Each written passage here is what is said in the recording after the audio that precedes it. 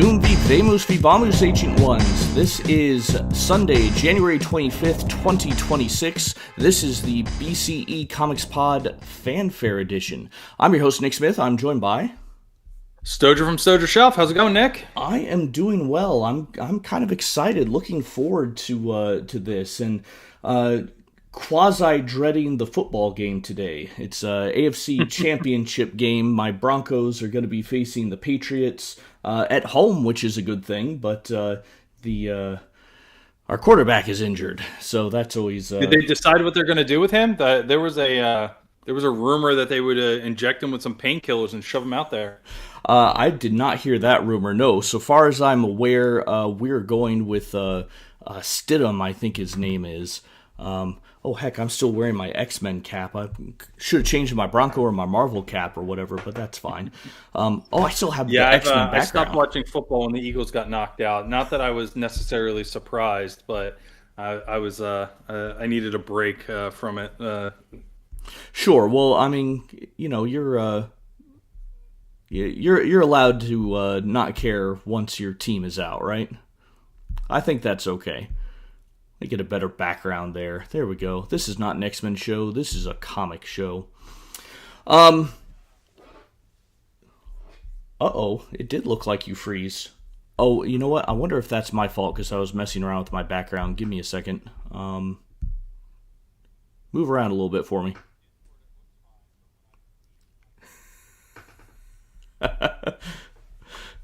Yeah, you take a long draft on that. Here, let me see if I just close your screen and put it back on again. Oh no, Stojr, what have I done? No, here, wait a minute. I think let me. This is a good show. We we know exactly what we're doing here, right? I think the problem is on my end. Let's see. We are just going to... No. Not that. Let's see. OBS. Discord. Oh, I think I got it. There we go. I'm back. There we go. Okay. See, I can pretend I know what I'm doing. All right. Hey, if this was a nighttime podcast, people would be impressed about how long I was drinking that. Yeah, you'd have to do the Archer thing of holding the finger up. Everyone wait. So Stojr, we tend to start these things off with our hauls. I want to preempt your sharing your haul from the last month real quick to share one thing that is in my possession. Do you recognize this? Oh, nice. Yeah. You were able to get it out from the box. That's right. This volume of the Hulk that we've been threatening to read for several months now that I've not been able to get, I was able to get. Now, granted, my foot is still in a boot. I'm still struggling to move a little bit, but I'm getting a little better each day. This is luck because I was able to get myself upstairs, but I would not be able to move those boxes. It just happened to be in one of the top boxes, so we can continue on with the Hulk after we do Dark Avengers. No, that's good because Dark Avengers was a quick read for me because I had read it all before, so it was more of a reread and figure out what I want to say. Whereas this book has some great Sal art in it, Sal Buscema, and I'm looking forward to kind of reading it for the first time. Mm-hmm. All right. Any other? Just kind of general how you been sort of stuff, or do we need to get into some hauls? Yeah, I mean, it's snowing here, so we're about to get snowed in. Got my birthday next week, so I'll be sitting around I took my birthday day off in the middle of the week, so I'll just be kind of hanging out there and doing nothing for a couple hours while the kids are at school. So that'll be fun. It's always nice. No, nothing big going on. Yeah, just been. I read a lot of the Dawn of X because I was able to. January is 5 weeks. We're doing the things monthly, and when you couple that with the fact that I already read Dark Avengers before, I found myself caught up, and I often read at night before I go to bed. So I'll talk to you a little bit about Dawn of X Omnibus a little bit later. And then I got a bunch of things kind of coming in the mail that we can talk about in the recent haul videos. There's been a bunch of deals that I've found recently. Yeah, and speaking of catching up, I did quite similar. I finally got myself, after the holidays and so forth, I got myself on a good cadence where I was reading the X-Men books one a day, and I got myself to where I could read our regular book, just read one issue a day to kind of slowly keep up on things and space it out. And then I was reading some other things. I bought this Xenozoic book some time ago, and finally got down to sit down and reading through all this, and this was a lot of fun. We were talking about maybe doing some short video reviews in the future, just individual things that Stojr, if you wrap up Dawn of X and you want to do a short independent review on that, go for it, and I'll probably do one for this. Yeah, I've been meaning to get back to some like unboxing and things like that I usually just put out on the TikTok channel. I also have my own YouTube channel, but I haven't really been paying attention to that. I've been kind of more focused on this joint one with us, but it's just not enough time in the day, and to get those things done. But we'll see. I'll catch up with some of that stuff soon. All right. Well, now let's see. We last did one of these the first week of this month, but I think this is us also trying to get back on our planned schedule. These will be the fourth Sunday of the month, and then the review show the second, not Monday, Sunday. Review show second Sunday of the month. This one's going to be the fourth Sunday of the month. So, Stojr, what has come in on your end? All right, so Christmas gift. In-stock trades had some delays with shipping, so I'm getting this in dribs and drabs. I don't remember if I talked about this last time, but Avengers versus Aliens, 4-issue, 5-issue miniseries, 4-issue miniseries, Hickman art, Ribic, Assad Ribic art, Hickman written. It's a great series. It's only 4 issues. It's very quick. Thin trade. I don't own a lot of thin trades, or I try not to buy a lot of new thin trades, but that's one of them. I went down the rabbit hole of getting some cheap Iron Man epics. So with some things that were, anytime I can see one that I can get it shipped for less than $30, I'm like, well, I'll read that eventually and kind of get into that. And because I wanted to get Avengers Time Slide, which I'll show you in a second, I ended up having to get Iron Man: The Crossing, because the crossover of The Crossing and Time Slide actually goes a lot better in the Iron Man collection than it does in the Avengers. So if I was going to try and read that Avengers epic, I wanted to kind of know what the heck was going on. I had already owned the Age of Innocence, which has the Time Slide part of that crossover. So now with all 3 books owned, the third being Time Slide, I can now subject myself to the pain of that 90s crossover with Iron Man, where they make him evil and replace him with a child. All to be quickly wrapped up by Onslaught almost right away. Coupled with continue down the rabbit hole of Iron Man, I was able to get this Iron Man Doom epic collection. This has an issue in it where Doom and Iron Man travel through time, interact with Merlin.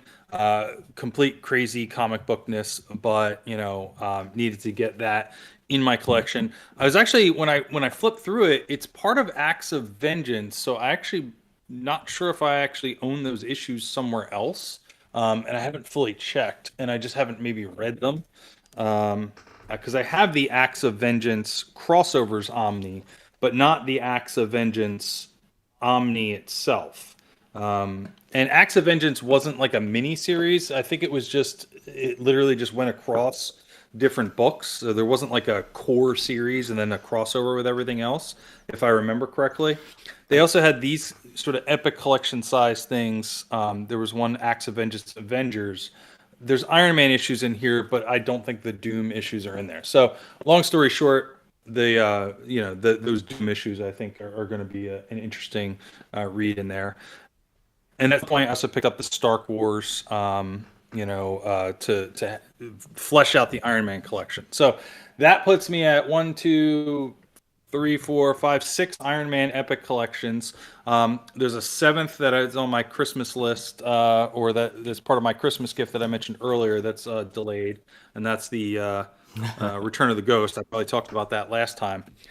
But I also found there's a eBay seller out in California that is selling Omnis really cheap, and so basically overstock things, clearance things. But they had the Iron Man omnibuses, volumes one, two, and three, for like $30 each. Wow. And those are 125 books. They cover the first five Epic collections, so those will be once those ship, they'll be in my hands, and they're all brand new. They're not used or anything like that, too. So looking forward to getting those. January releases. Spider-Man Threat or Menace, Volume 12 here. This has got some great JRJR early art on Spider-Man. This is an era I've never read for Spider-Man. The early to mid 200s were kind of a gap for me, so I've pretty much read everything from the alien costume forward, with the exception of maybe like the gang war storyline in there. But this period right before that I was missing. Also got in my copy of Life Death, so I can continue the JRJR trend, who takes over art duties on X-Men here. This is a great volume. It's also got the Kitty Pryde and X-Men, or Kitty Pryde and Wolverine miniseries baked in there. We got two Spider-Man Epic collections on the same day, the first week or second week in January, both by JRJR, art 20 years apart. JR must be getting some real good bonus checks this month with all the sales, because he's got three books that were basically all drawn by him, all released the same month in Epic Collection format. And we talked a little bit earlier about some of the inking and the colors and the way that this sort of popped back then in our X-Men podcast. I love these stories. I think that this is amazing stuff. I'll add that X-Men podcast is not going to come out until like Tuesday or Thursday, because we record those early. But yeah, you and I just had a conversation about that. Viewers will have to wait a little bit for it. Yep. And then there was a couple Omnis that I was able to get. So these were Omnis that were on sale on Amazon for, I want to say, $50, $55, something like that. So, Action Comics by Dan Jurgens. So this is the Superman era as part of the Rebirth era of DC. So they had the New 52 era where they kind of restarted everything for their line. Everybody was brand new.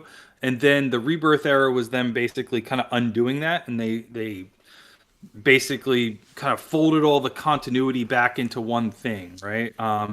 I already had some of these books behind me here, this way, I guess, in this collection, which is the more of like the Superman and Superboy kind of living on a farm with Lois and stuff like that. But this is the Action Comics that was going on at that same time. So there's a little bit of crossover here, a little bit of double dipping. There's a Doomsday arc in here. There's a Mr. Mxyzptlk arc in there. You get a little bit of the leftover what was Lex Luthor doing in a Superman costume at that time, stuff like that. And there's a volume 2 of that. Now, the only downside to that is that it is a creator-centric Omni, so there's a couple issues that it skips. But that other omnibus I showed skipped some issues too, so whatever. I'm not going to have a perfect Superman collection going, every issue. I picked up one more omnibus. I think this is the last one I'll talk about. And this one just got delivered the other day, and this was again on a deep discount sale. I got this one on eBay, and it's Black Panther: The Early Years. And what intrigued me about this is that I didn't have the Epic collections. The Epic collections, I think, only cover the jungle action issues in here, or they don't cover all of the sort of early appearances, right? So there's a little bit more content here than there is in those that first 2 volumes, I believe. But some of this art is really strong, and I talked a little bit about this in Curtis's Discord channel. I mean, there's some really cool double page spreads in this omnibus with art styles that I'm not usually that fond of, but really look just Oh yeah, striking and look at cool. that. So, and there's a bunch of them in these Jungle Action issues. Really excited to see this. And the other reason I picked this up is because there is a Black Panther Volume Two. They're not calling them Volume One and Volume Two. So this is the early years. The next one is going to be called The Panther's Prey. That comes out in February. That's probably we'll talk about it with our next releases. And with that, I will actually have all of Black Panther in omnibus format and not have read any of it. So I have the two Christopher Priest volumes. I have. Oh, I'm sorry. There's one I'm missing. There's two Christopher Priest volumes, and then I have the Coates and Acuna and the World of Black Panther. So I have 4 volumes already. This one's the 5th one. There's one coming out that'll be the 6th, and I'll only be missing the Reggie Hudlin one, which I might pick up just to be a completist there and have everything and kind of be able to read Black Panther from the 60s up until 2020s. So that is my recent haul. Well, it sounds to me like we need to put some Black Panther volumes on our poll for what we're going to read in the future. Granted, I still have limitations as to what I can get access to. I've got the Black Panther epics, but not anything else. How many of those are there? Do you remember? I think it's like 2 or 3, right? There's not. Yeah, they didn't collect everything yet. No, there's only 3 so far. But I'm sure they'll come out with some more. When, of course, is a question that I have no idea.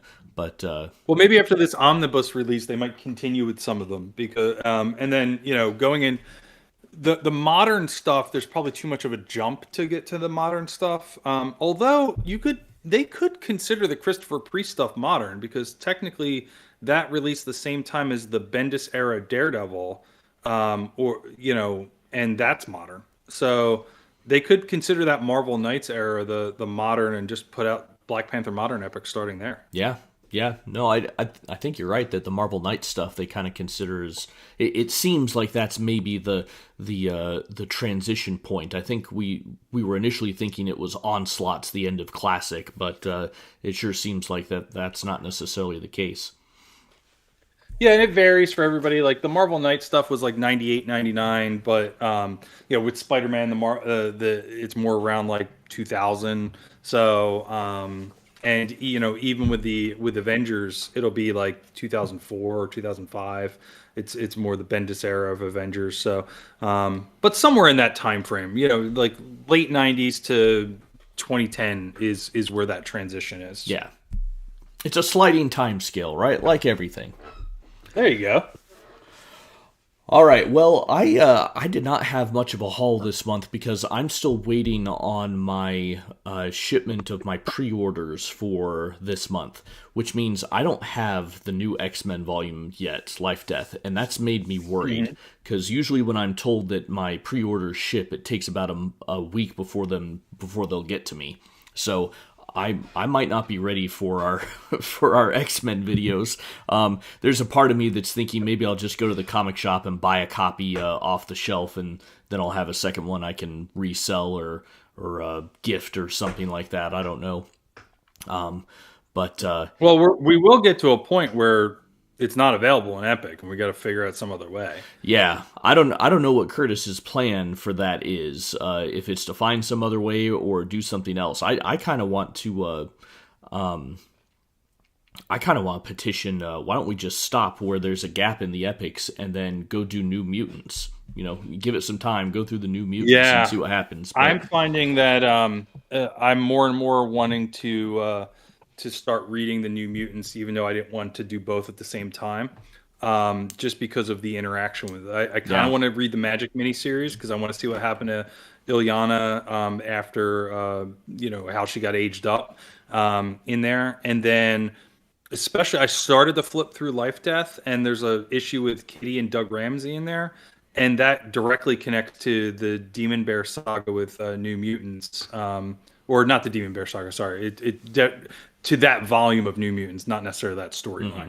And then one of the things that always confused me, having read the the Gift, which is volume 12 of the X-Men, as well as just knowing where things are, is like where Rachel Summers gets inserted into this whole storyline, and like how does she like get introduced to everybody, and because she's just kind of there at that point in the Gift epic collection.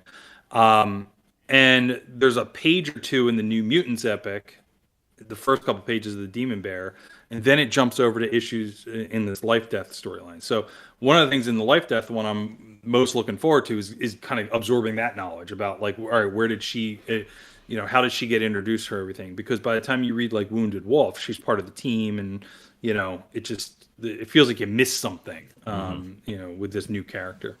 Yeah, when I was originally planning in my head when I would read things, I worked out the chronological order of the X-Men Epic Collection volumes. I'm not going to be such a sicko as to try to read the individual issues in chronological order, but I figured, okay, if X-Men Volume 11 started January 1983, I'm just throwing out fake dates, and then New Mutants Volume 2 started February 1983. Then I'll read this, the X-Men Epic first, then I'll read the New Mutants, then come back to X-Men. But of course, we're following Curtis's lead on that one with where things go. So we'll, and you know what, Stojr, you and I could do our own thing. We don't have to keep going with where Curtis is going. But I have enjoyed being a part of that and putting out the daily videos and so forth. And I get the impression we get some good feedback on those. I'm terrible at remembering names, particularly internet usernames, but there is let's see, Martez Detroit 3164 it's always commenting on our stuff and enjoying our daily videos, so shout out to Martez. We're gaining a good audience for those, and I appreciate it. Yeah, no, it's good stuff. And so I've never stuck to the one issue a day thing. It's just that doesn't work for me, so I'm reading in chunks. But yeah, what I haven't done either is I haven't read any of the bonus material.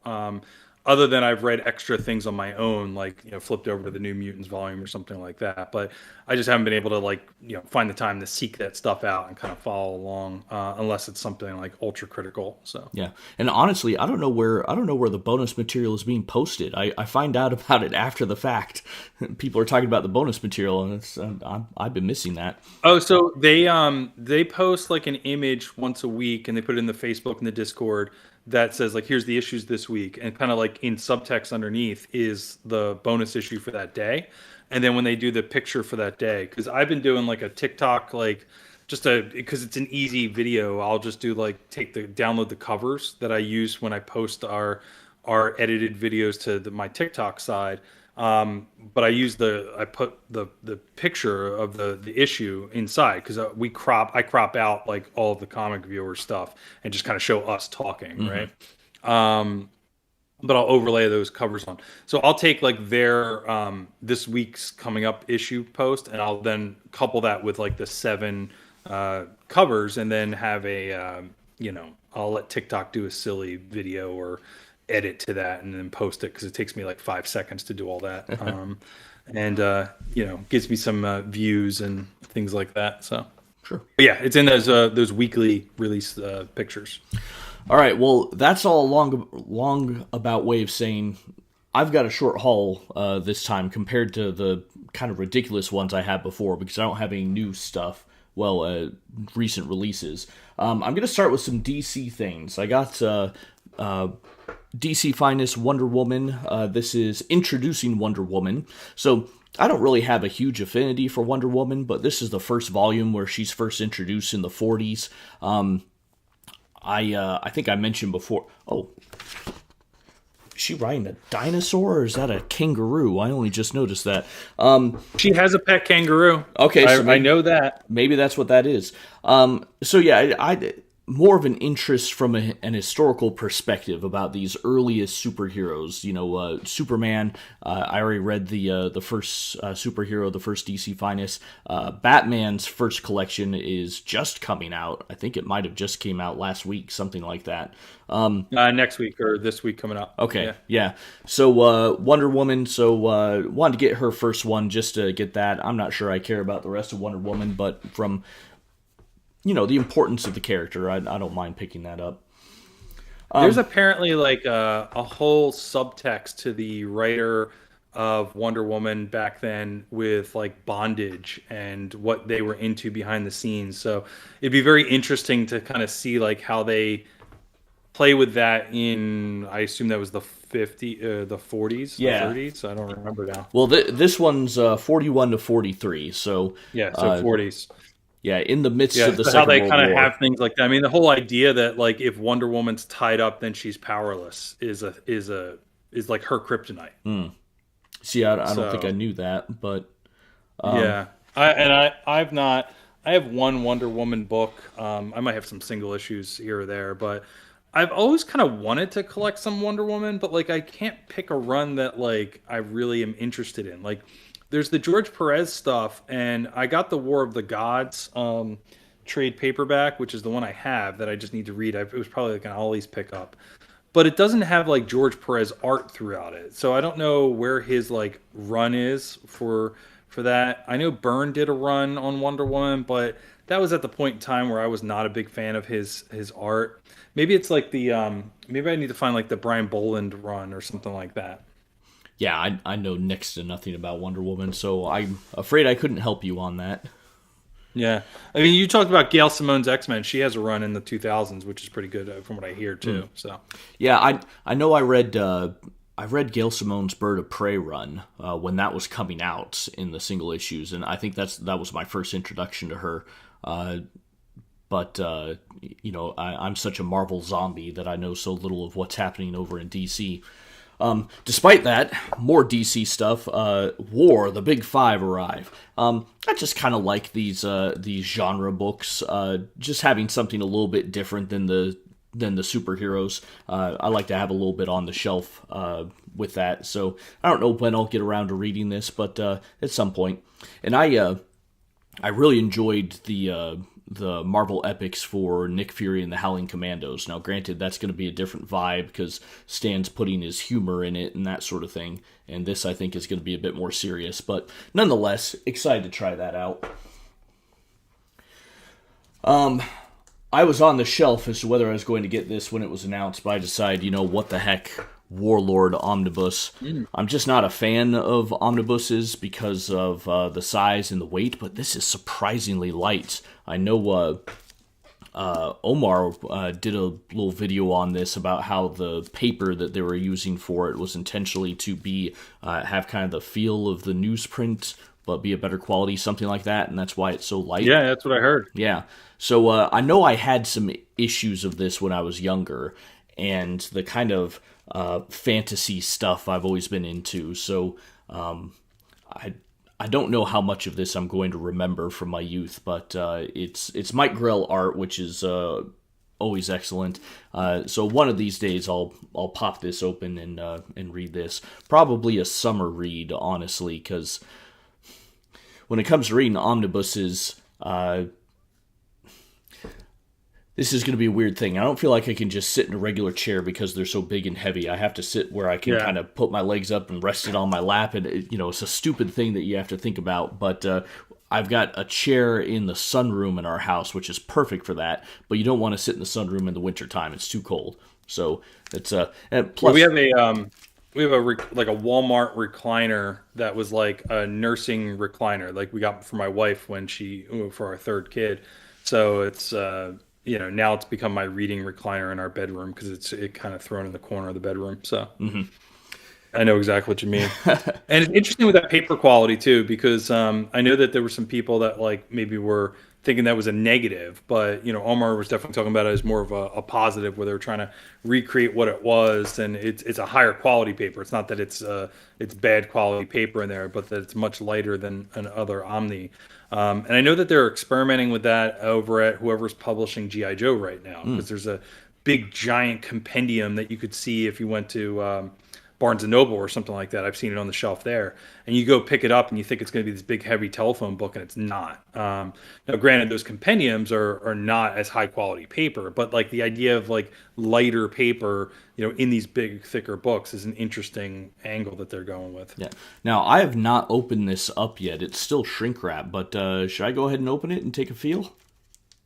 I mean, I would. I mean, to me, I always open them up if I know I'm going to keep them, because you never know if there's going to be like a manufacturer defect. In fact, True. one of the books I didn't talk about, might have talked about last time, I forget, is I did get the Avengers by Jeff Johns and Oliver Coipel, and that actually had a defect in it. I sent it back to In Stock Trades, who were nice enough to send me a return label, and they'll send me another copy.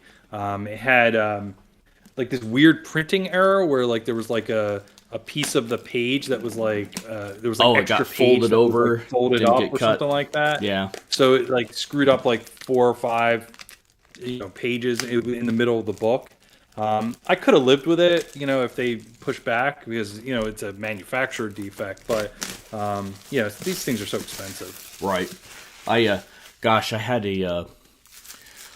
I paid quite a bit of money, not like an obscene amount of money, but I think I paid like $30-40 for a single issue comic of a run I was trying to collect, and it had one of those printing errors on it. It was a cutting error from when it was printed. I bought it off of eBay. I was annoyed that the person on eBay didn't tell me about it, but I just decided, you know what? It was hard enough to find that book to begin with. I'll live with it, and maybe I'll find a better one in the future, but it does stink when that happens.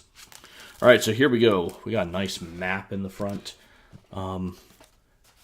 Yeah. Oh, that does feel like newspaper print. You're not going to be able to see it by my holding it up, but yeah, it's got that kind of grainy texture to it. I don't know if I could show that on the screen. That's rather risque. Half-naked woman. But God, this is gorgeous. This is just nice. Well, now I'm excited to read this. Does it feel overly thin, or does the newsprint feel? That's good stuff. This, yeah, freaky dinosaur there. No, it doesn't feel thin. I don't know. Just try to compare to the, like, in terms of thickness, about comparable to that DC Finest, the War one that I just showed. Maybe even a little bit thicker, but that, you wouldn't think it with how thick this is, how many pages there are in this compared to that. This is right. God, there's 730 pages at least in here. So, experimenting with layout there. Well, now I want to read this. No, that's interesting, because I think that's where it plays. Like, that looks thicker than 730 pages, but that probably is because the paper is set up in a way where it's lighter, but maybe it's thicker than you expect, right? It's not tissue paper. I mean, this Action Comics one that I showed earlier, I want to say is like 800 pages. And that definitely looks thinner than what you have there. Yeah. This has got your standard glossy paper, but it's it's thinner. Whereas what you showed looks a little bit more like these triangular omnis, which these are like 1,300 pages. Wow. Like Okay, so yeah, maybe it really is thicker pages, but somehow lighter. Because I know I read the cross-gen omnis last summer or something like that. They just feel heavy. This does not feel heavy. This is actually kind of comfortable. It just is thick. Yeah. So interesting.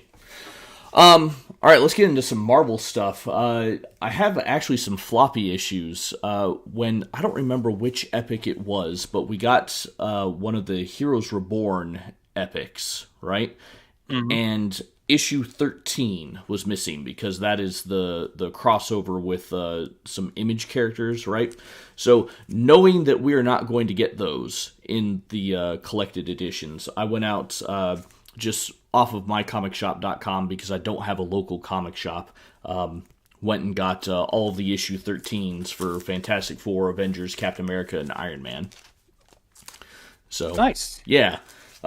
See if you can make sense of that storyline, because I couldn't back then, but, I own them too. If I've got them all, maybe I'll be able to, but yeah, I don't know. I have no clue. Shop at your local comic shop if you can. I live in a place where there's not anyone close to me. There's one close to my work, but after the boot incident, walking around and so forth, getting to that is difficult. So I went with the... Yeah, I have mine ship me books. I don't get that many singles. That's why I don't pull them out for these kind of videos. Maybe I can in the future, but I still get Amazing Spider-Man, and then some related ones. And then the other ones I've been getting is the Ultimate Wolverine and Ultimate Spider-Man as part of that new Ultimate Universe. I don't get the Black Panther or the Peach Momoka X-Men or whatever the other stuff is, but been collecting that. So it's mainly just been to continue with the single issues of Spider-Man, because I've been collecting those since 93 or something like that. Yeah. So. No, same for the longest time for me, and I made the decision that, you know what, I'm going to try to collect the whole run of Amazing Spider-Man, and I'm pretty close. I basically, from issue 15 and below, I need all of those. So, but those, of course, are the expensive ones. Yeah. I tend to not. I have a stopping point, because with the Epic collections, I wanted to do that with X-Men and Spider-Man, right? Is get all those single issues, and I started to do that. And then I started to notice the Epic collections, and I was like, the print quality is so much better here. I'm never gonna want to read, Amazing Spider-Man 215 if it's all faded and newsprint paper that's not holding up, where I can have the Epic collection and read it there.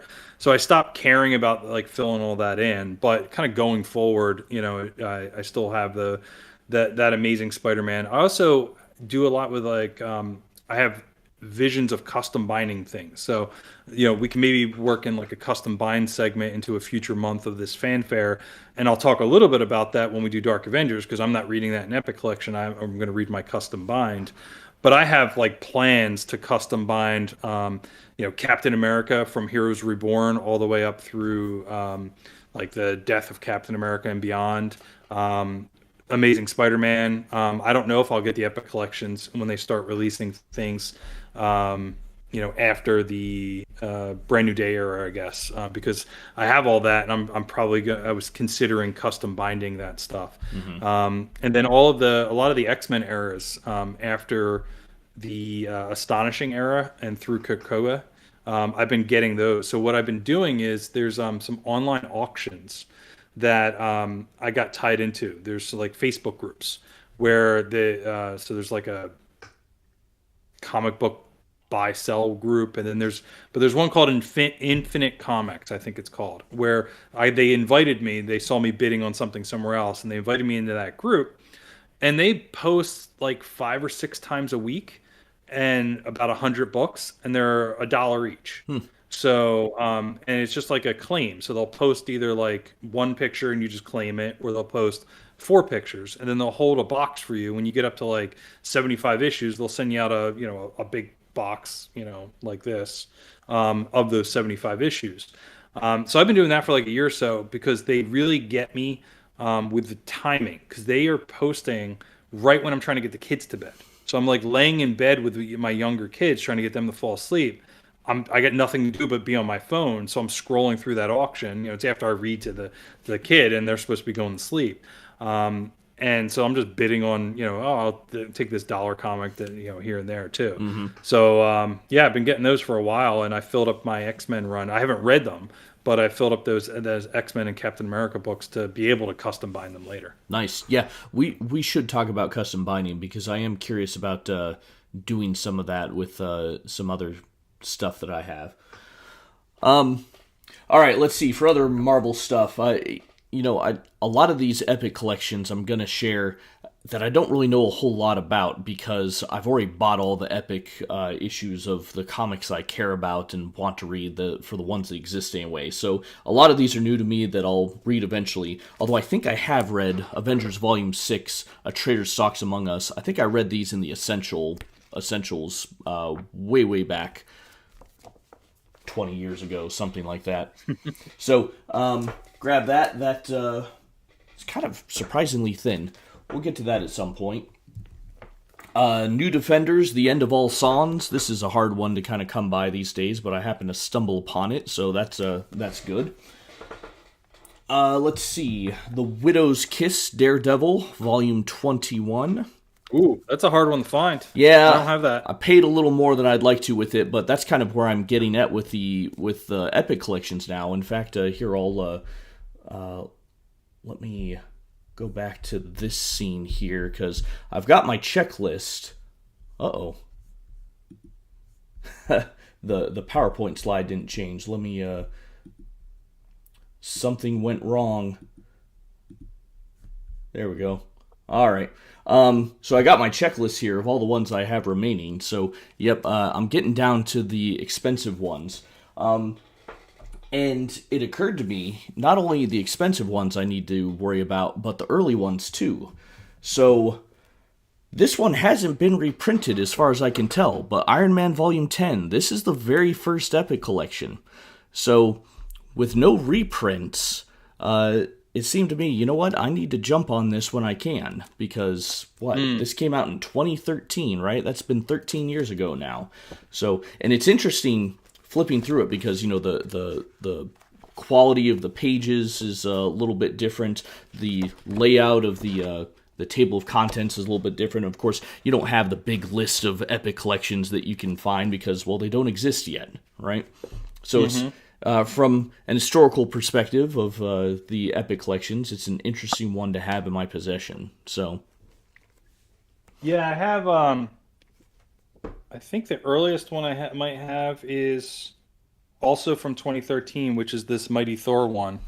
And it's surprisingly, really, it doesn't feel old or in bad condition. But yeah, similar story where this might have been part of the second wave. I know Iron Man was the very first one. So yeah, and actually that might be the second one because in the back of the Iron Man one it says the next Epic collection is going to be that Thor one. So, but yeah, gosh, even the print quality on this is really good though. Like wherever this ended up for 13 years, this was in good shape. So yeah, no, I agree. There's little differences here in this one, but the quality is still great. The extra stuff in the back is slightly different as well, but it's they were figuring out the formula. So that is my haul, and I guess since I've got my checklist up here, I'll show where it is now. Although Stojr, I think I hinted at this one of the earlier times we talked that I might just suck it up and add Planet of the Apes and Aliens to my list, and I did because I ordered them off of In Stock Trades. They haven't shown up yet. So nice. I bought 4, but then I added 4 to the list, so I still have 20 epics remaining to round out the whole Epic collection of the ones I say the ones I want of everything except Star Wars. I'm just not getting the Star Wars ones. Gotcha. Okay. And yeah, I am. There's certain lines I'm kind of avoiding until much later, or not that interested in. Like I think I would probably enjoy Punisher, but I don't need Punisher, so I'm not gonna try and seek those out. Things like that. Iron Man is my dipping my toes in the water of trying to get a new line. Hulk is my current focus. But I just happened to find a bunch of the Iron Man ones cheap, and that's why I kind of pivoted a little bit. And then Captain America, I only have one of, so that's the. There's a lot of omnibuses that are coming out this year, though, that are on my of interest to me, and a couple of them we'll talk about in a minute with February release. So I got to space these out; they're getting expensive. Yeah, God, yeah, they are getting expensive, and these older ones are too. In terms of ones I was focusing on, my goal was to crack out the Avengers first, Defender second, then Daredevil. Although I've always had kind of more of an interest in Iron Man over Daredevil, but I've read more Iron Man than Daredevil, so I thought, you know what, let's just get some Daredevil and I'll leave Iron Man for later. But I didn't cross Iron Man 10 off of my list. Oh well, that's okay. I'll fix it. It's no worries. All right. Well, that's it for my haul.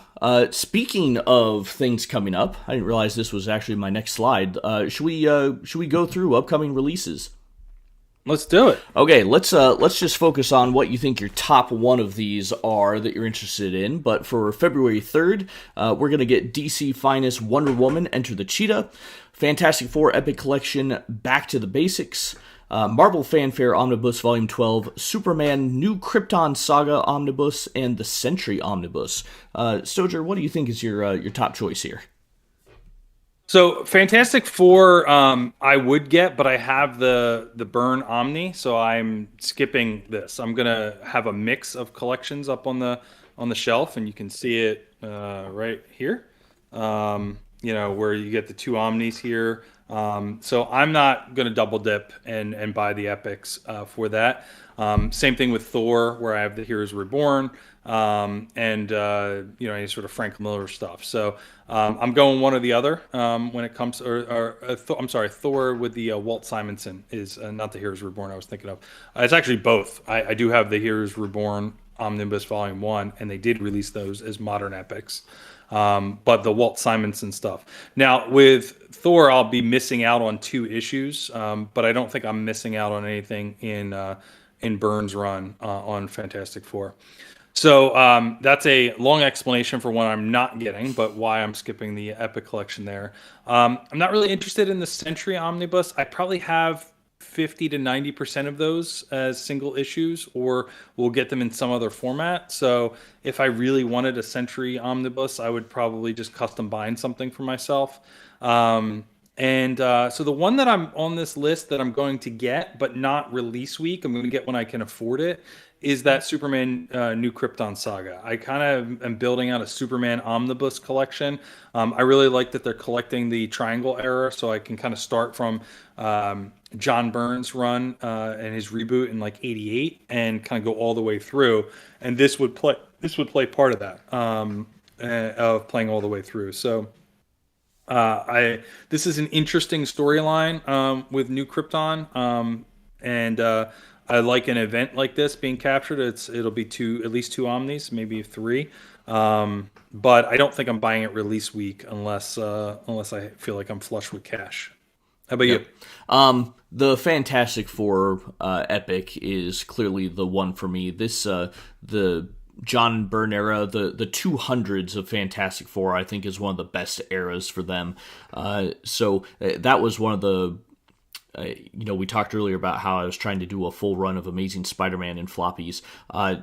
I kind of had the goal of doing the same thing with Fantastic Four. They're my second favorite comic, and I was focusing on the 200s first because it's just one of the definitive eras for them, I think. So I'm excited to have that in the Epic Collection and to read through all that again.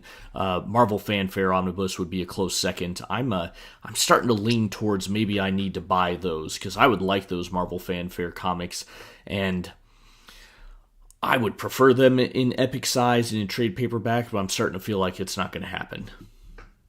The thing with that, though, for me, and I hate to say this because it's a gamble, is that feels like something that I'll be able to get at a discount much later, right? The what ifs, the fanfares, the handbook of the Marvel Universe, things like that. I feel like that'll show up in an Ollie's, that'll show up in one of these eBay auctions, and I'll be able to get it cheaper. Maybe I'm wrong. It's not a game I should promote people playing, because obviously if you don't pre-order these things, if you don't buy them when they come out, we won't get more of them. Yep. But for me, I'm not seeking out Marvel Fanfare enough that I need to pay full price or even release week discount price for that. Yeah, no, a fair point. It's something I'm interested in, something I want, but it's not high on my list. All right. How about February 10? Brief week, February 10th. We have the Black Panther Panther's Prey Omnibus, which you mentioned before. DC Finest, Green Arrow, The Trial of Oliver Queen. Titans by Tom Taylor Omnibus. And Wonder Woman, The Silver Age Omnibus, Volume 3. Yeah, so for me, probably end up ordering the Green Arrow because I have the other Green Arrow DC Finest, and I'm kind of interested in that era, but I have not read through that other DC Finest yet. So that's more about like I know this is a good run. I know it's got good art in it. It'll probably be cheap. It'll be 18 to $20. So I'll get that. The Black Panther one I want to get, as I talked about earlier, about kind of filling out that Black Panther shelf. But that'll again be driven by like financials. Like I can wait on that too and see if I can get that at a cheaper price later. It's not a must-have release week for me, but it'll end up on my shelf because there's a spot waiting for it now. Yeah, I'm really just looking forward to that Green Arrow DC Finest. Same thing. I've got the first one. Need to read it still. Black Panther, maybe I'd be interested in, but I'd rather wait and see if we get that as an epic. I'd rather that be in paperback. That's going to be a few epics, I think. I mean, that's a thick Omni, I think, and it's taking you all the way from 77 all the way up to 98. So I think some of this is already in epic format. Because you said there's at least 3 volumes that they have, right? Yes, there are at least 3. I don't know. Here, tell you what. If you give me a second, I can probably find out what that is. Because I think one of the volumes is called Panther's Prey, because that's the 91 series. So it probably sits in the middle there somewhere and covers like the late 80s to 90s or something. Yeah, you're right. Black Panther Volume 3, Panther's Prey, covers 1989 to 1994. So that has Black Panther, Panther's Prey 1 through 4, and material from Marvel Comic Presents 13 to 37, 148, Solo Avengers number 19, Marvel Superheroes number 1, Marvel Fanfare number 60, and Fantastic Four Unlimited number 1. So that does look like a lot of what we have here, but I think it covers the back half of this book, basically, with the exception of, did you say Solo Avengers 19? 19, yes. Yeah, so it's, I think it's everything that's in the back half of this book. Okay, yeah. Yeah, I'm looking between that one. Yeah, geez, I guess this is all covered in epics with the exception of some Marvel team-up stuff and that Iron Man annual, Black Panther 1988 1 through 4. I'm not seeing. Oh no, wait, no. Okay, that's in volume 2. This would be volumes 2 and 3 of the Epic collections, then probably, because, like I said earlier, volumes 1 of the Epic collection only really did those Jungle Action, if I remember correctly. Yeah, Jungle Action 6 through 24. So that's why the Omnibus only covers one Epic collection, because it's got so many other things. It's got all of the things you probably already own in Epic collection, because it's in a Daredevil issue, it's in a Fantastic Four, it's in a whatever, right? Yeah. So yeah, I think that's the same here. There's a couple little things here, like that. Again, that Iron Man annual, the Defenders books. I don't think are in the Black Panther epics, but yeah, I guess this is one I do not need then because I've got it in epics. Yeah. Okay. Yeah, and it looks like I'll be a Black Panther and Omni, and I think I saw the Reggie Hudlin one for like $67. So that's like calling my name to just complete the run. All right, shall we go to the next week? Let's do it. All right, February 17th. Fairly stacked week here. Green Arrow, The Golden Age Omnibus, Volume 1. Shade, The Changing Man by Peter Milligan and Chris Bachalo. Bachalo? I don't know. Omnibus, Volume 2. Star Wars, Hidden Empire Omnibus. Superior Spider-Man Returns Omnibus. The Flash by Mark Waid Omnibus Volume 3, and Young Avengers Modern Era Epic Collection, The Children's Crusade. I think that's Volume 3 of Young Avengers Epic. All right, what's your top pick here? Superior Spider-Man Returns. For me, this has all of the ancillary materials from the first Superior Spider-Man Epic, or Omnibus rather. So it's got the Avenging Spider-Man, the team up book, things like that, as well as the more recent sort of Superior Spider-Man Returns stuff. That is what's on the cover there, and what goes through what you see in those first 8 issues there. So for me, this is like kind of rounding out that Superior Spider-Man collection. I'm a big fan of that. So that is the must buy week one. The second one for me is the Young Avengers Children's Crusade. I don't own that in any format. I've read it, I think, on Marvel Unlimited. It's got amazing art throughout that whole book. I think it's was it Chung? No, it's who does that art? This is the problem with how I'm collecting all this stuff together is I'm leaving the creators off. Let me see if... Oh, that's actually going to zoom in on the page. That's okay. Heimberg, Spencer, Barbary, Chung, Davis, yeah, it's Chung. And That's what I'm thinking of. Yeah. Yeah, so he did a lot of the introductory stuff. So when you have so the thing with the Young Avengers is that you had the first volume that kind of collects their introductions and stuff like that. Then you had a second volume which was like a collection of like mini series. I actually got that on In Stock Trade's Red Tag sale for like $22. It's just not here yet. So that's part of that's in the mail, along with that Hawkeye one also got on sale. So the second volume is just a collection of miniseries. This is where they kind of return the main writer that introduced them and the artist that introduced them to do this 9-issue miniseries with the X-Men, the Avengers, Magneto's a part of it, Scarlet Witch, Doctor Doom. It's just a really solid book. Okay.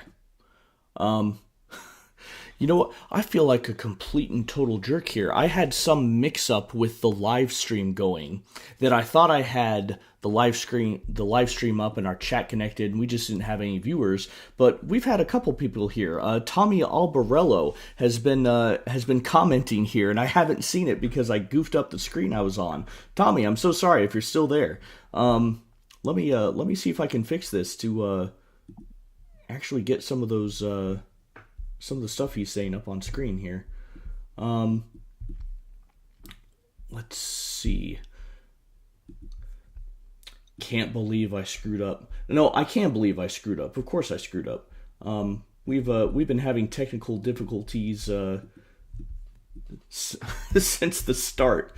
Here we go. Nope, I still goofed it up. All right. I can open it up on my other screen and keep watch for it. I know it won't pop up, but I'll take a look. It's all good. Tommy says I'm a 90% digital reader, mainly because of the space. I don't blame you on that. Avid buyer from Comixology from 2013 to 2021. Then Amazon started screwing all the Comixology users. Man, I feel you on that. I was doing the same thing with gosh, what was I reading? I think I was reading the IDW Teenage Mutant Ninja Turtles on Comixology, and then they got bought by... God, that was such a pain. Another one of the reasons why I went physical. I'm still angry about that. That is one of those examples of something that was a decade ago was so much better than it is now. Yeah. And is, there we go. Now it's working.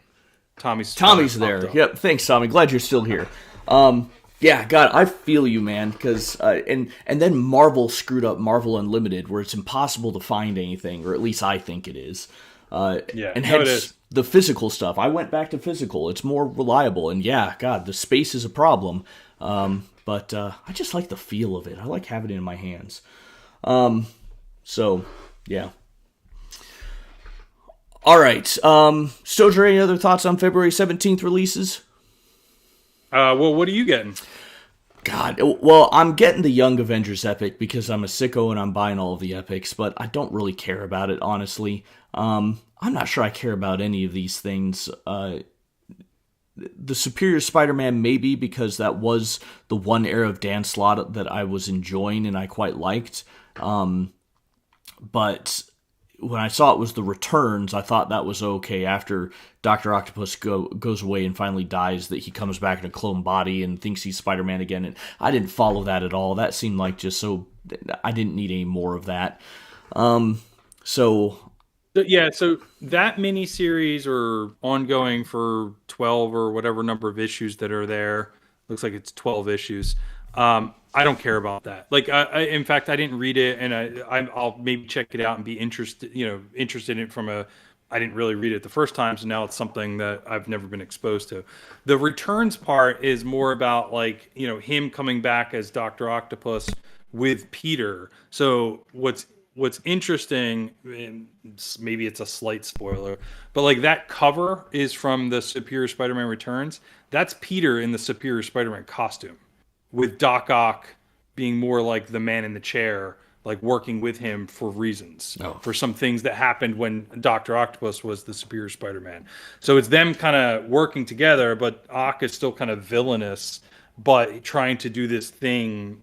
You got to read it to understand what I'm saying. I'm trying to avoid spoilers Sure. here, but so it's not him returning a third time, so to speak, right? So, So what you say sounds even worse than what I thought I had in my head. well, I think you had the right idea for the Superior Octopus series or whatever that is, the Superior Spider-Man 1 through 12. Like that's Doctor Octopus as the Superior Spider-Man. He's like on the West Coast or something like that, and he has this 12-issue miniseries. At the end of that, he's a villain again. There's something happens, and whatever happens, I don't actually know because I didn't read it. He's a villain again, and then yeah. So the title though, Superior Spider-Man Returns, is Mark Bagley, Dan Slott, Peter in that costume for some specific reasons to tell one specific story through those 8 issues. Yeah. Not sure I care. In which case, the Flash by Mark Waid omnibus is maybe appealing because I like some of Mark Waid's stuff. But yeah, I don't know. This week was maybe a wash for me. All right, let's go to the next week. Now, a lot is coming out on February 24th. I had to put it on 2 slides here. All right, so we have Batman by James Tynion IV, Omnibus Volume 2, Daredevil Modern Era Epic Collection, The Murdoch Papers, DC Finest, The Demon, Birth of the Demon, Excalibur Omnibus Volume 4, Micronauts Epic Collection, The Original Marvel Years, The Long and Winding Road, Secret Wars Battle World Omnibus Volume 3, Star Trek Deep Space Nine Omnibus, The Joker, The Bronze Age Omnibus, a new edition, and then the Savage Sword of Conan, the Original Comics Omnibus, Volume 11. All right, Stojr, what's your number one pick here? Daredevil's the number one pick here for me. I've been waiting for that. That's got an amazing, it's basically the end of Bendis's run, if I remember correctly. The Murdoch Papers has some amazing cover art throughout that, where they, I think they do like these, this spin-off of like the Ten Commandments, on the different covers, and I think the cover that you see there is one of them with Daredevil in his yellow costume. That is going to be my must-have, right? That completes the Bendis Daredevil run for me. My second choice here is the Batman Omni. Again, it's probably not one I'm going to buy release week. I'm going to wait for it to go on sale. I own the first one of that, but I have not read it at all. So that is more of like me collecting Batman in omnibus format and kind of keeping it going, more so than I need to have that one because I've heard something about the storylines there, or it's a must-have book. The Demon one looks interesting, but not something that I need unless I'm, unless it's $20 and I'm trying to, cover for free shipping, right? Do I spend $20 on a book to save $6 or $8 on shipping? So I'm really only spending $12 on the book. That's the math I do in my head. So I could add something like that on. And I wish that I was more interested in the Secret War Battle World omnibuses. It just feels like too much for stuff that I'm not that big of a fan of. And I have the Excalibur and Epic collections. So that's kind of where my head's at. What about you? Yeah. I am interested in the Daredevil one, but the first one that popped in my mind was the DC Finest, The Demon, mostly because this is Jack Kirby.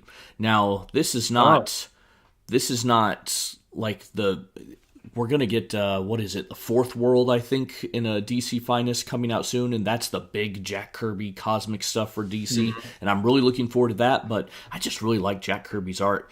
when he starts doing his own storytelling and writing, then maybe it's a little iffy. But the art is just gorgeous. I really enjoy that. So I am kind of interested in that one. I have pre-ordered that one, but Daredevil, that one's probably going to be up there with me with that. So those are probably my... I mean, if he does the art for all 16 of those issues or most of it, that might bump it up in my priority. Yeah, I don't think he does it for all 16. I don't know the exact number, but it's my understanding is he at least starts this. So I'm going to get it for that, just to broaden my horizons a little bit, but still, be in the comfort zone of Jack Kirby's warm embrace, right?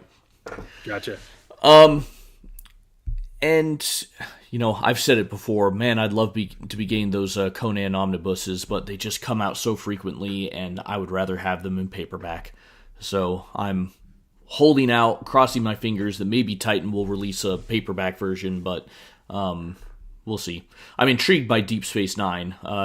If they collected the DC Star Trek The Next Generation run, I would be all on top of that. And maybe there's a collection out there that exists of those. I don't know, but yeah. Yeah, it's similar to Star Wars for me, though. Like, if I go into that world, like, it feels like opening up another Pandora's box of something to collect. Right. Which I'm willing to do for Star Trek The Next Generation. I really love that. Deep Space Nine, I know a lot of people say that that's the best Star Trek, and I'll have to believe them because I've only seen episodes here or there. I've watched the first season, I think, but I just haven't had the time to get into that. All right, that is it for releases. Stojr.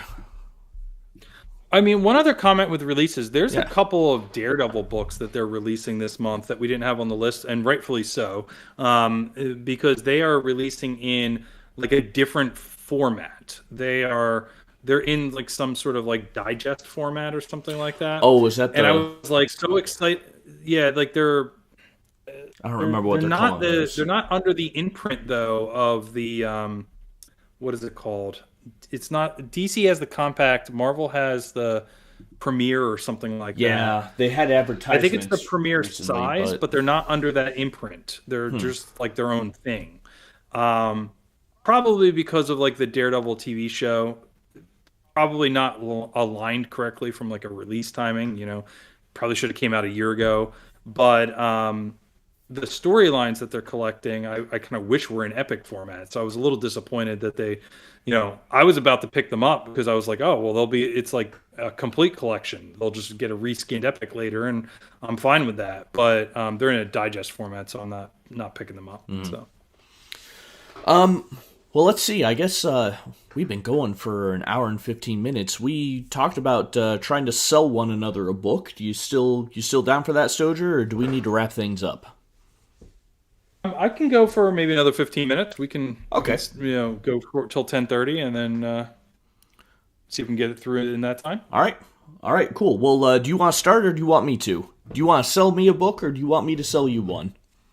Yeah, so the concept here is like, some of us have not, not picked up a certain run or a certain type of book and things like that. And what are some reasons why? And maybe it's a book that the other person is collecting or read and try and sell them on the idea of that book, right? So that's the concept here. This isn't like sell me a pen type of thing. So I'm going to talk a little bit about the Krakoa era for X-Men, and specifically the Dawn of X Omnibus Volume 1. Although I will have to touch on, I didn't pull it off the shelf apparently, the House of X, Powers of X book. So before I go into kind of the book itself, I get some questions for you. Where are you at? What's your position on this era of X-Men? Like, do you avoid it? Do you have some of it? Do you not like it? Like, what's your thought process? My thought has been avoidance because it sounds far too complicated. There's too many X books out there. I have not kept up with the X-Men for years. I don't know what's going on. So I've been avoiding. Although having said that, I have mentioned that when Uncanny X-Men started with a new #1 and Gail Simone was writing, I picked that up and I've been following that, but that has felt like a separate pocket universe. well, not really a pocket universe, but you know what I mean. The rest of the X books haven't really mattered except for when they had that they had some crossover thing where they went to Apocalypse Time or whatever. I didn't even get those, but I think that was after Krakoa anyway. Yep. But yeah, that's my position. Krakoa seems far too complex for me, and I'm not in a position to be prepared for them. And where do you stop with the X-Men era? Like, obviously you picked it up again with the Gail Simone stuff, but like before Krakoa, where's your stopping point? So I was reading through the 90s because when in the 90s, how did you not read the X-Men, right? They were everywhere. So I was reading through the 90s, and then when I dropped comics altogether with the Clone Saga and Spider-Man, because that's my reference point, I got back into comics in the early 2000s. I want to say 2001, 2002, somewhere around there. And I know I was reading some X-Men there. I remember picking up Astonishing X-Men, the Joss Whedon stuff. I was reading that. I wasn't picking up New X-Men because I don't remember what was going on there, but it seemed weird, or just I wasn't ready to get into it. And I don't remember how far I went before dropping it again, because when I next dropped it, it was more logistics and financial problems. I moved overseas. I didn't have access to a comic shop. I was living off of student loans. So it just kind of, I dropped everything except Spider-Man. So I don't remember exactly when I dropped off, but it would have been 2006, 2007, around there. Okay. But what was coming out, and I don't last remember. last question before I dive into some points. What do you like the most about X-Men? The cosmic stuff, the soap opera. Do you like the different teams? Do you like just the one team? Like, what's your bread and butter? I do like the dynamic of them working together. I like the concept of they're these different people in a world that hates them, and yet they're still trying to do good in that world. That you can have all kinds of weird powers and weird looks and gain them to work together. The international aspect of it as well. I like that you get people from all over the world coming in. So that's, yeah. Okay. So, so a couple of thoughts. Like, so before I dive into like the specific Dawn of X book, want to kind of set the stage a little bit, and I'm just checking on something over here on the right. So have you heard of Crushing Crisis, the person they've been in the Discord, and they have like the reading order website, I believe, that so they've been on with Omar before. They actually did a podcast on Friday with Omar going through how to collect X-Men in omnibus format. So the reason I mention that is because there's a couple things that they said there that's going to sound like I'm stealing directly from them, and that's because I am. But I want to kind of just throw that out there. You familiar with that person at all? Or? I've seen the name. I saw that YouTube video, but I haven't watched it yet. I thought at some point I'll. And I haven't watched it covered end to end, but I did flip through some of the Krakoa stuff last night to see if there was anything of interesting. All right, so let's set the stage a little bit for where the X-Men are from where you left off into the Krakoa era, and why the Krakoa era actually simplifies some things versus making it more complex, right? So I'm going to use some of the names that they used in the video, but basically you left off in this astonishing era. You had new X-Men at that time. You had astonishing X-Men in that time. And that leads into this sort of trilogy of crossovers that happen, where they have new writers, where it's like Messiah Complex to Second Coming. There's like the Necrosha is in there. The X-Men moved to like the San Francisco area. You have this new character called Hope Summers, who's this adopted child of Cable, and goes into the future, and all of these different things happening. During that time, you have the adjectiveless X-Men start to trail off into really its own kind of stories and rebranded as X-Men Legacy. And then the Uncanny X-Men follows that sort of Hope storyline, that San Francisco storyline, which is what you saw a little bit in the Dark Avengers that we'll talk about in a week or two, Right. in the crossover with the Dark Avengers. So that's sort of that time period, right? Once that wraps up, then you get sort of Bendis coming into the X-Men, a lot of reboots on these books. So you get time traveling original X-Men with this all new X-Men. So you get the original 5 X-Men I read that. mixing in with everybody else. You get Bendis's era of Uncanny X-Men with Chris Bacalo, whose name I'm butchering because you said it 2 ways earlier. Sorry. He was the artist on the Shade storyline. You get Wolverine taking over the school, so you get Wolverine the X-Men. This is like that Schism era. I read that. Things like that. These various books popping up. So this is like about 3-year time period from 2012 to 2015. Meanwhile, by the way, I'm not even touching on like whether there was like a New Mutants book popping up or Peter David's X Factor continued kind of doing its own thing. There was no Excalibur during this time period. So there's all these like different books happening. Kind of talking about the sort of the main focus of the X lines during that time period. Then you had this all new, all different Marvel time period that came in, changed a lot of things during that time period. This is like, during Dan Slott's Spider-Man, kind of like in the middle, but before the, all of the Secret Wars stuff. This is where you get like a rebooted series for all new X-Men where they have a new #1, but they start to go off and do their own costumes. Mark Bagley's in this time period. As Tommy points out, the X-Men moved to San Francisco during Matt Fraction's run. This was an aftermath of Civil War, absolutely.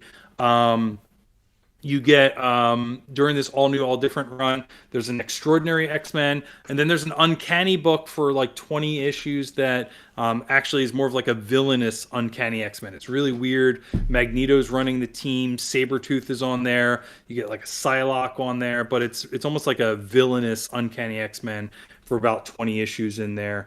You get a crossover with the Inhumans that kind of didn't work and didn't go anywhere, stuff like that.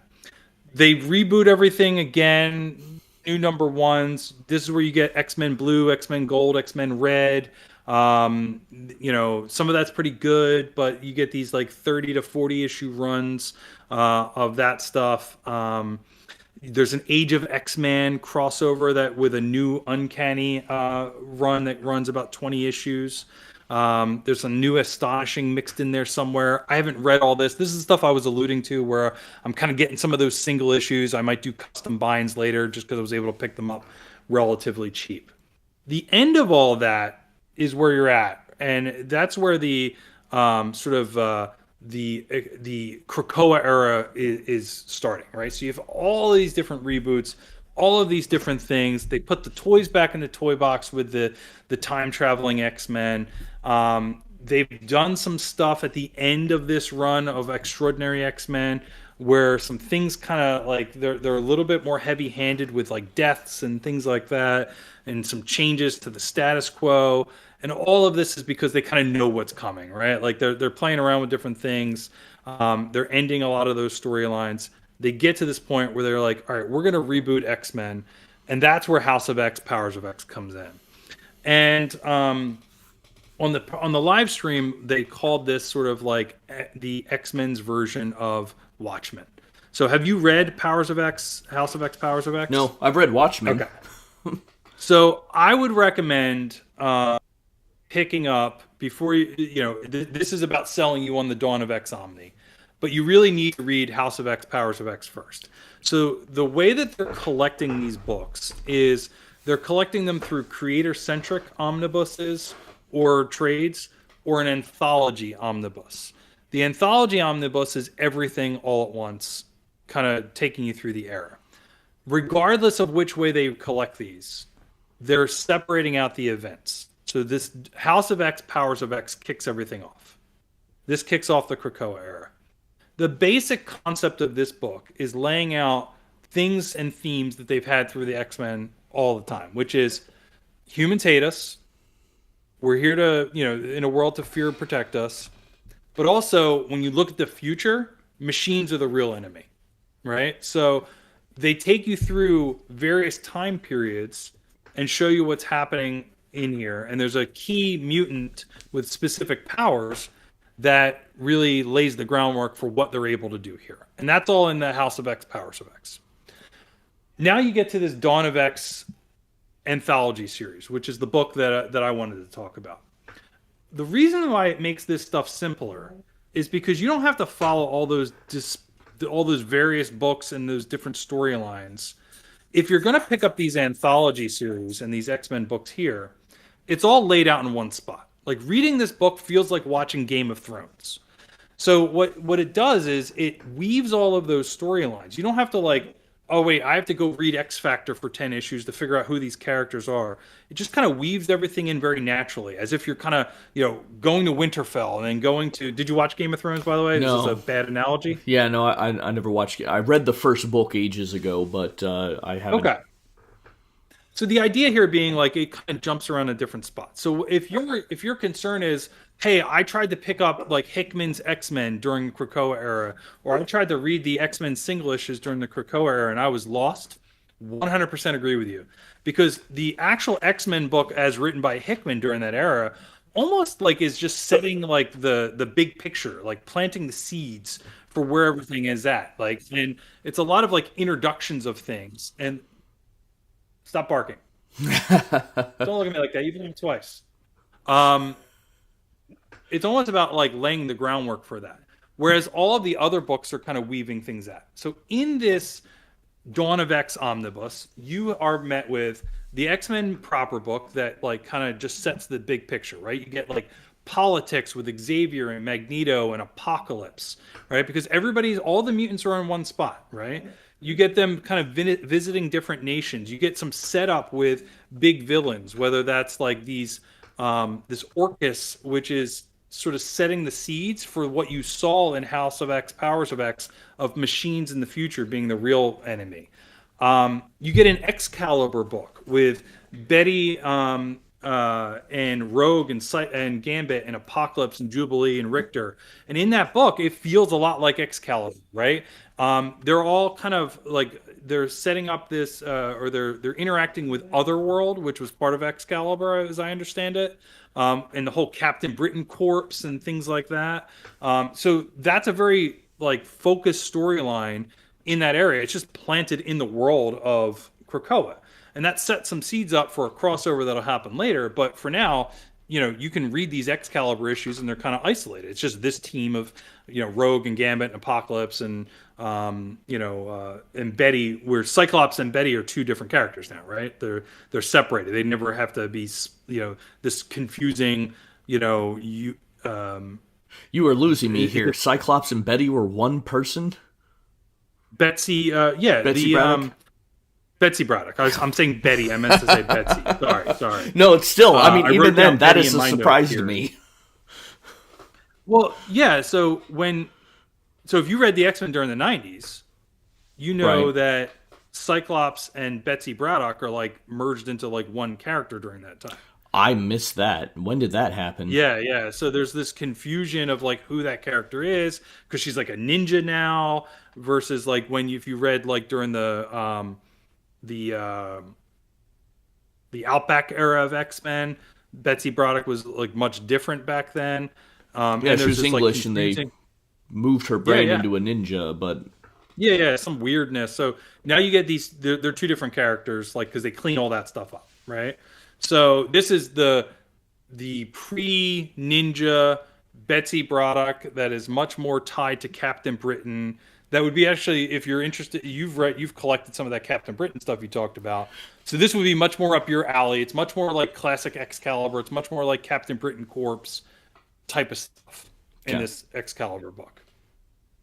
You get a Marauders book, which feels like the Hellfire Club, just out on sea, right? They're like pirates. And this stars Kitty Pryde, and they're basically their mantra is they're going around the world and transporting these drugs that the X-Men are selling to people that are coming from Krakoa, but they're also collecting mutants that can't get back to the island. They can't. You have countries that are preventing people from accessing the gates. You get X Force, which is more of like the security force around the island. What do you do if people are trying to attack this new world power?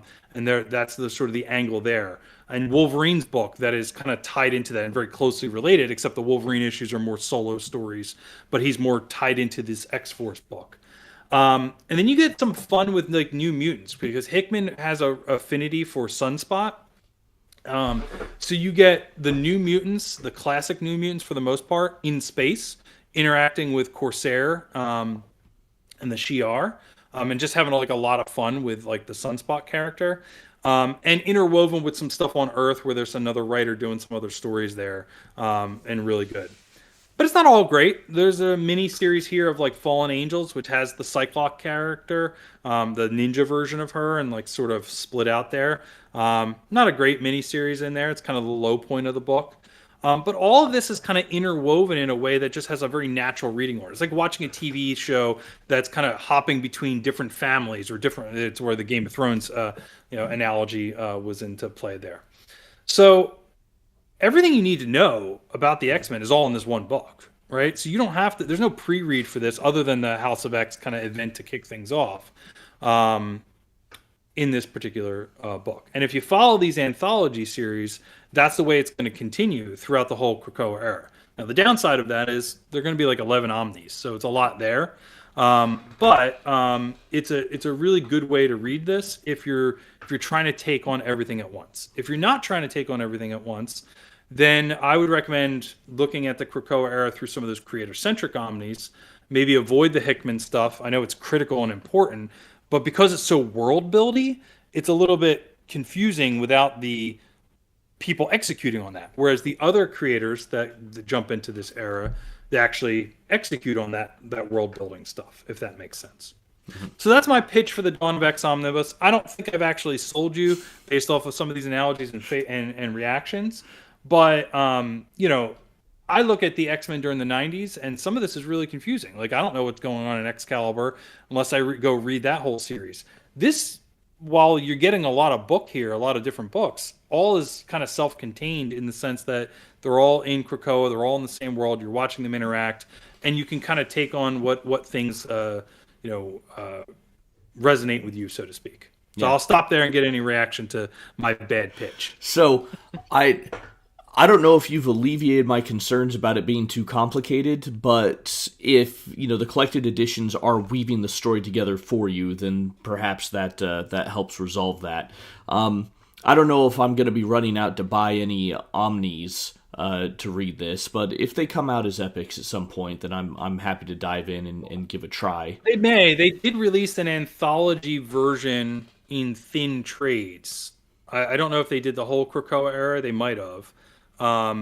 Where it was mapped like I'm describing. Not exactly, like they improved it for the Omnis, but they had an anthology thin trade collection where it was more of a reading order than it was here's just Excalibur. So they've collected, I think part of the confusion with the Krakoa era too is because they've collected it in different ways, which is great because people have options, it's like confusing. Right. So sure. like which one do you pick up? Because you can get oversized hardcovers. You can't find them now, but you could get oversized hardcovers that take you through all these books of individual books. You can get the anthology thin trades. You can get the creator-centric omnis. And now you're able to get these anthology books. And they have 3 of these announced so far. So there's a volume 2 for this that comes out, I think, in March or April. And then there's a Reign of X, which would be volume 3, which comes out in September, October, something like that. And I think that might be another reason why the epic version, if it ever happens, would be appealing to me, is that they would order it for you, they would number it for you, and then it'd be very clear as to what the order is, because it's that distinct version that would come out.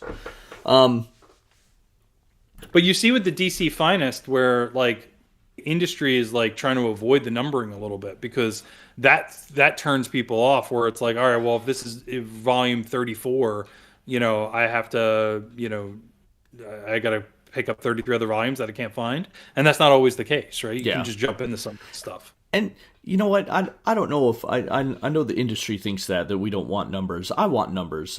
They never bothered me. If anything, it was a mystery to me of what came before. Like when I was first getting into comics, I was reading Spider-Man in the 300s, and that did not deter me.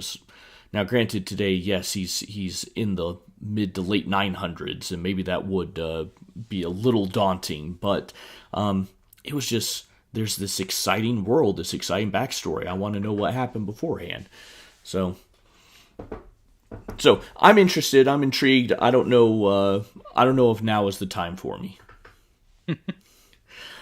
Well, that was my pitch. So we went through some of it, but if you're interested in the full X-Men run from the beginning to end, check out the Omar's video from Friday in detail, because they do a really good job of laying out what's collected, what's skipped, and not just for Krakoa, but for everything. Yeah, I mean, I like what you were saying about they do try to simplify things. That they had, is it right in saying that this is almost like, I think you even said it, a reboot of the X-Men?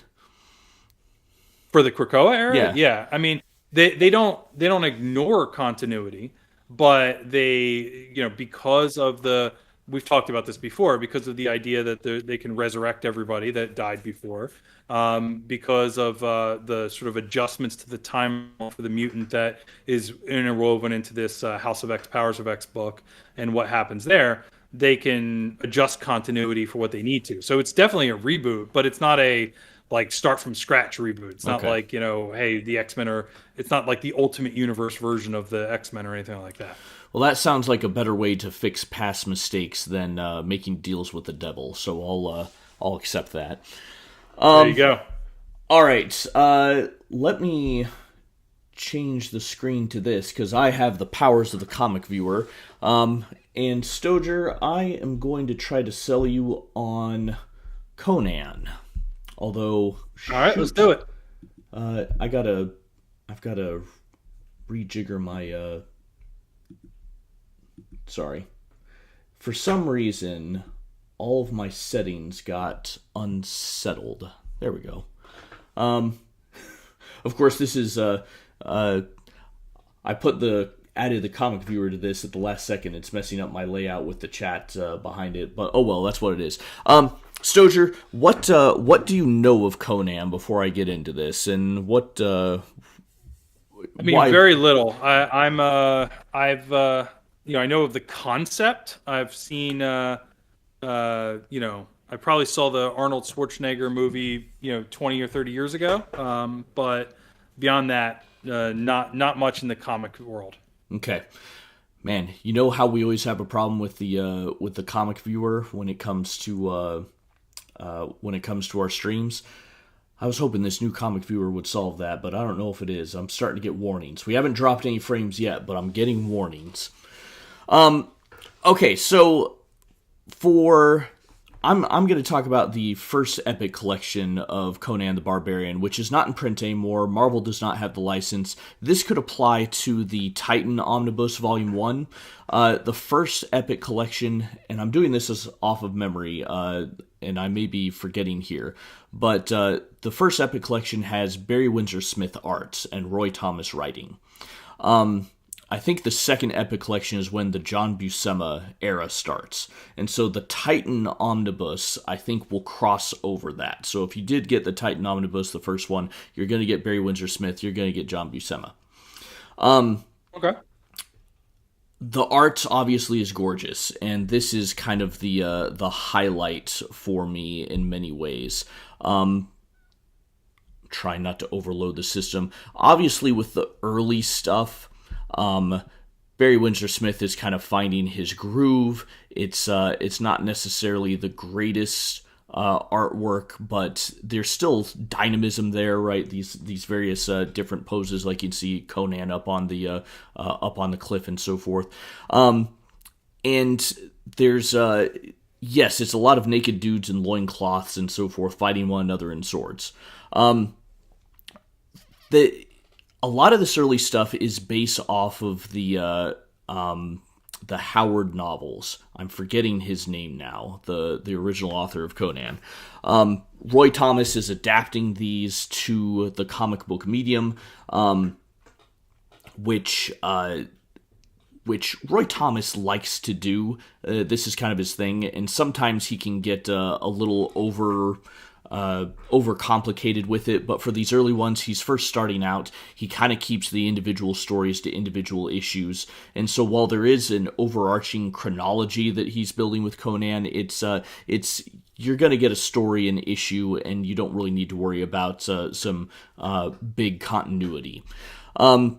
So there's a lot to like in that respect. And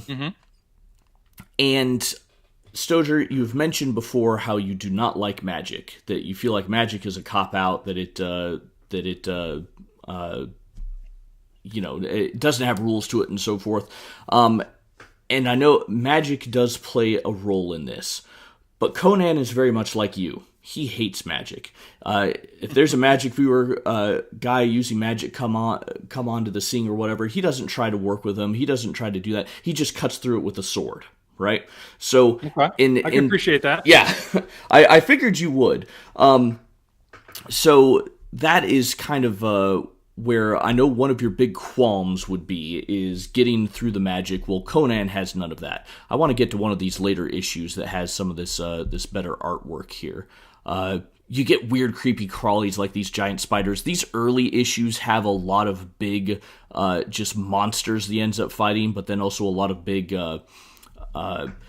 towers that he ends up climbing. One criticism, I suppose, is there's a lot of phallic imagery here, and I don't know if that's intentional or not. But you certainly do have, the naked guys in loincloths, but there's also some nice-looking ladies who are scantily dressed as well, so that too can temper that for, if that's more your predilection. I just so happen to be on what is probably one of the best Robert E. Howard stories, or at least ones that is held up as that. This is let's see if we have the title of it, The Tower of the Elephant. I'm not going to go through all this because it's gonna give some stuff away, but this story in particular has been reprinted multiple times. Not just reprinted, but redone. They did a whole nother version of this in Savage Sword of Conan. The Dark Horse Comics, when they started up, they redid this story as well. So there's just some classic stuff that has stood the test of time in here, but in a visual medium. So is there continuity to it? Is there, like, if the Savage Sword redid it, was that like a reboot, or did they just kind of tell a similar story that had the same beats or something like that? So, okay, there is some continuity, but no, there is not some continuity. So what Roy Thomas is trying to do here in the regular Conan the Barbarian book is he's trying to tell the chronological story of Conan. So he's taken all the Robert E. Howard stories and have tried to set them in order. There's a map that comes from Robert E. Howard, I believe, and so you're following his adventures in chronological order.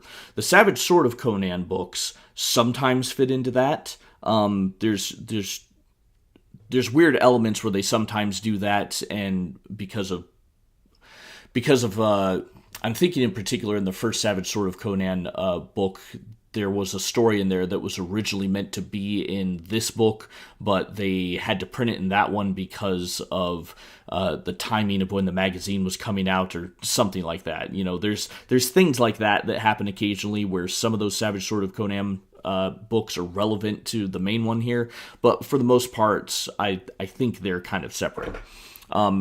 Okay, so they were at the same time sometimes. They were two books for Conan. Yes, yeah, they were coming out at the same time. Now, the Dark Horse ones come out later. Marvel loses the license, Dark Horse picks it up, and then they start doing their own thing. But for the Marvel ones, at least early on, this is, the chronological tale of Conan. And if you go beyond the first volume, you do see the character grow. You get more stories that are interconnected. For this first volume, it's kind of his just individual adventures in different spots. And then by the time you get to, I think volume 4, volume 5, he's a pirate on a ship, and he's got a lover named Balit, and it's all kind of, the original stories are getting stretched out more and more in the comic vein.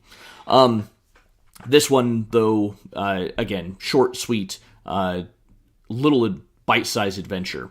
And Well, Roy Thomas can be a little talky. Conan himself is not, so it's not quite as bad as a lot of Silver Age books with the talkiness, because Conan is very much a kind of quieter character.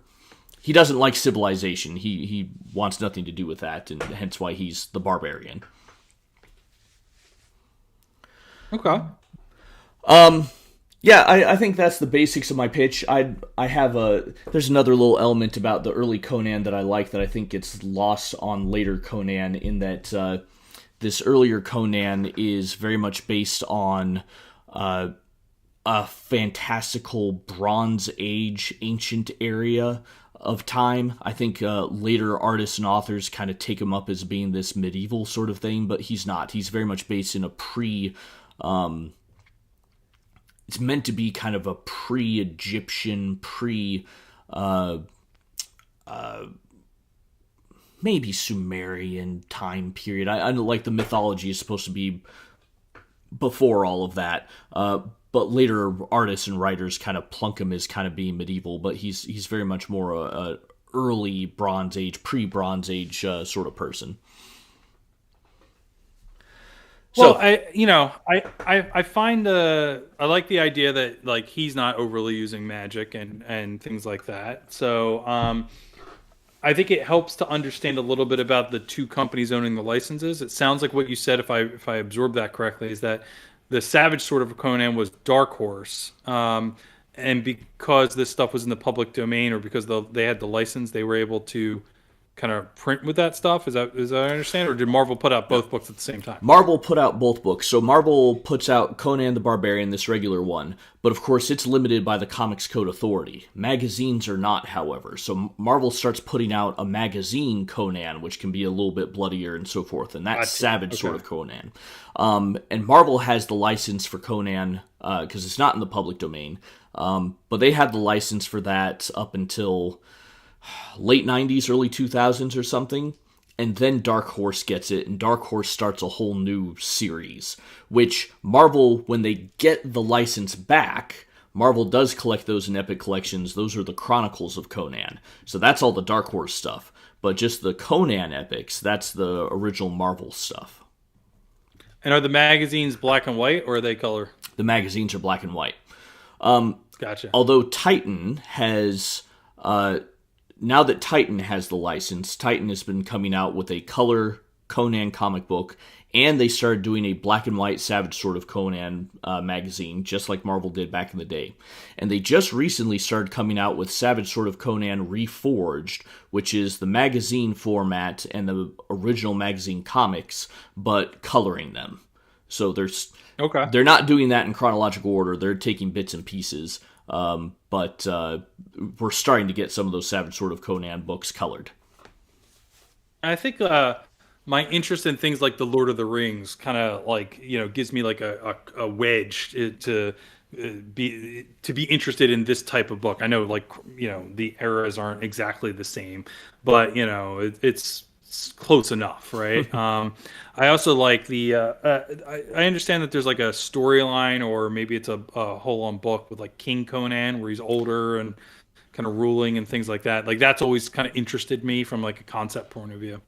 Yeah, there's like a prophecy that Conan will one day be king, and I think Robert Howard write some books of when Conan is king, because when Robert E. Howard wrote the books, he didn't write them in chronological order, but Roy Thomas was trying to put all those stories in chronological order. Gotcha. So there becomes a separate comic that is King Conan. The one that we have collected in Epics was Dark Horse stuff. I don't know if there was one that Marvel put out or not, to be honest. Okay. Looks good. It's something I'm definitely be interested to check out and at least try. So, All right. Well, I tried my best there, and what of these days we'll get to. I'm sure I'll get to the X-Men at some point. The Krakoa era. We maybe need to call an end to this, because I think we're moving okay. When I'm looking on our... Yeah, there's a little choppiness here and there, but nothing to write home about. But it might be starting to build up. So yeah. All right, Stojr, any other final thoughts before we take it out of here? No, it's been a good morning cranking through some of this stuff. Looking forward to next time. Yeah, absolutely. Well, thank you guys. Thank you, Tommy, for being there. Appreciate that, buddy. Hope you guys enjoy this. Let's see. We're going to be back live in 2 weeks. I think 2 weeks' time, and we're going to read through Dark Avengers, Modern Era Epic, Volume 1. I think there's only one volume. So we're going to go through that, and then we'll have another one of these fanfare episodes in about a month. And then, of course, the X-Men one-shots every day. We'll keep dropping those for as long as we can. All right. All right, I'm going. Thank you very much, guys. Everybody. All right. Tommy. Take care.